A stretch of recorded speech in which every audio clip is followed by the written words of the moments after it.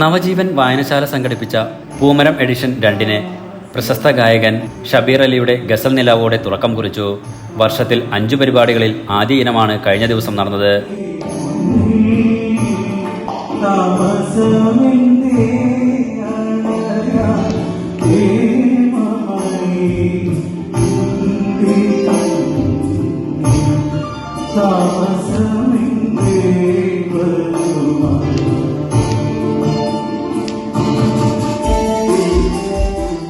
മലബാറിന്റെ സംഗീത പാരമ്പര്യത്തിന്റെയും രാഗത്തിന്റെയും വഴികളിലൂടെയാണ് പാട്ടുകൾ കടന്നുപോയത്.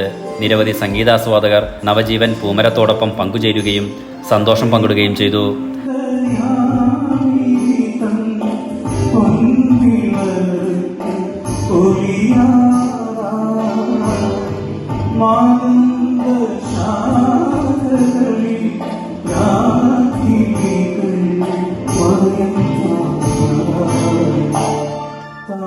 നവജീവൻ വായനശാല പ്രസിഡന്റ് വിനോദ് തള്ളാശ്ശേരി പൂമരം പരിപാടിക്ക് സ്വാഗതം പറഞ്ഞു. Enlight news, Parappanangadi.